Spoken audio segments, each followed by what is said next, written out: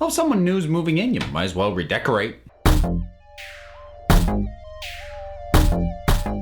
I do try and put more stuff that isn't Doctor Who related between my Doctor Who videos so that I'm not ever exclusively a Doctor Who channel, much as that is my most viewed stuff, but I'm not going to put off talking about this. So word has come out with some of the changes beyond the ones we already know about, i.e. New showrunner and new lead actor playing the Doctor in Doctor Who. So there are a few other things. It has been confirmed that interior of the Tardis getting a full redesign. Jodie Whittaker is going to be getting a whole new sonic screwdriver. Neither of these are huge surprises, but I'll kind of come back to them anyway.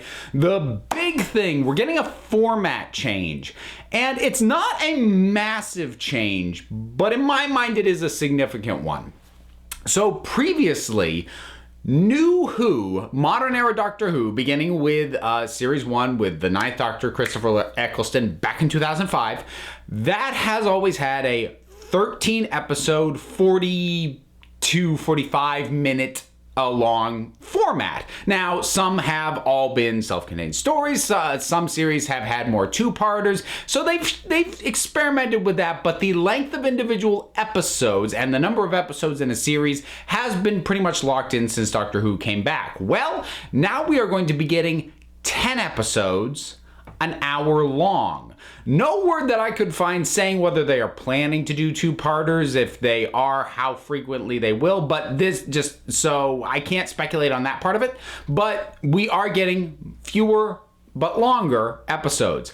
And for me, I consider this to be a good thing because it is a change to the format, but it's not an overhaul of the format. It's not like trying to go back to the serialized version that Classic Who did. Not that I would necessarily think that would be a bad idea, but that would be a pretty drastic shift from what we're doing. And I've seen some people float the idea of doing, more continuous storylines, and I have mixed feelings about that, but I'm not going to talk about that. I'll talk about the information we have.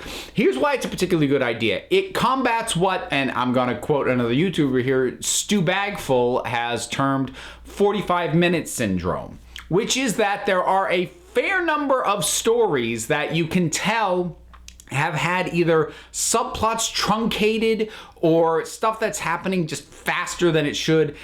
Then it's happening because there's too much going on for something that is only slotted for 45 minutes. And if we could get 15 extra minutes, we could get maybe a little bit more time with the supporting cast and get, the guest stars for any given episode. Maybe we could explore the B line, because the best of Doctor Who episodes balance all this really well, but some have a really difficult time either giving proper acknowledgement of the Doctor and the companions and what they're going through, as well as giving us a compelling story that they have happened to stumble in on.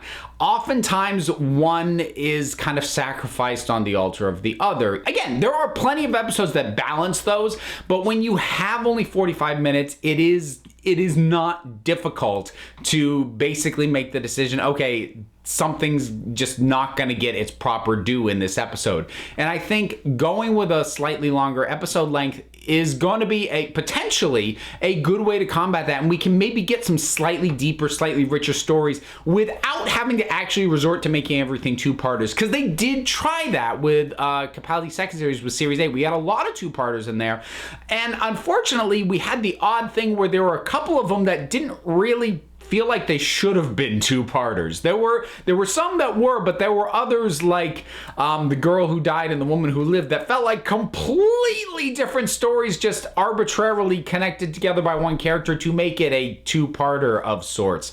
So that again, that series wasn't bad, but sort of that using a lot more two-parters to try and flesh stuff out was maybe a little too much, because not every story actually needs effectively an hour and a half to tell, but there are plenty of stories that could benefit from just an extra 15 minutes. So this is a move that, while it saddens me that I'm going to get fewer Doctor Who episodes in a series, and that bums me out a little bit, this is an exciting change to me. And it's not guaranteed it's going to work. I mean, any change that is made could go for the better, could go for the worse, but I can see where this has the potential to give us something a little bit different that should not really inherently impact the nature of Doctor Who and how the stories function, but it could just give them a chance to be a little richer, a little deeper, And that's exciting to me.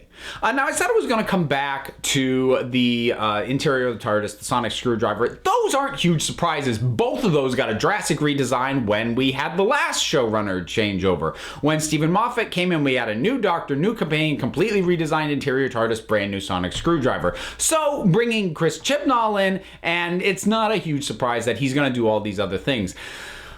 The one part of me that's going a little bit is just because, and this is not a reason not to change these things. I think it would be weirder to actually keep the old stuff, but I can't help but bemoan the fact that these changes to the interior of the TARDIS, to the sonic screwdriver, are going to get scrutinized way more than would normally happen because of the already significant changes that have already been made to the show. Of course, the big one being Jodie Whittaker is the Doctor now. And I'm not even just talking about people who are like, not my Doctor, will not watch. I mean, they weren't going to tune in anyway, or at least they claim they weren't. We'll see. But I think there are other people who, for whatever reason, and some of them, change is scary. There are many reasons that people are skeptical about either Chris Chibnall or Jodie Whittaker or both. And unfortunately, I think that's because Jodie Whittaker, her casting has been such a shakeup and has had some pretty significant reverberations throughout the fandom, that it's going to just have such a higher degree of scrutiny on everything else that gets changed in addition to that. And that, I just think, is unfortunate. I'll have opinions on when I actually see the things, on whether I think it's good or bad or whatever. And same thing with the Doctor's outfit, which I said previously, I think is going to be a much better indicator of how Jodie Whittaker is going to play the part than just her being cast is. I think once we get our first look at Jodie in whatever costume she's actually going to be performing in, with however the sonic screwdriver is actually designed and an actual look inside the TARDIS, those three things could actually start to give us a pretty significant picture in terms of how she's going to be portraying the role of the Doctor.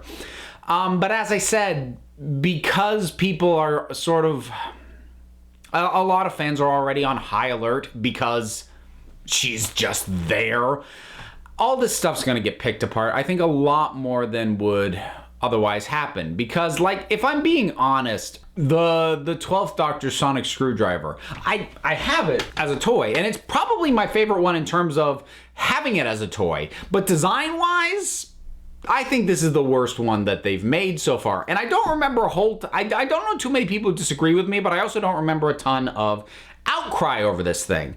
However, I feel like anything about the new sonic screwdriver, just because it's going to be Jodie's sonic screwdriver, there's going to be a lot of people who are just going to be putting a much more critical eye on it, possibly even subconsciously. But I have a feeling that if a design is sort of weird and possibly overly colorful and just toy-like as this gets put in the hands of Jodie Whittaker, there's just going to be a lot more outcry than the fact that we had a 12th Doctor running around with this thing.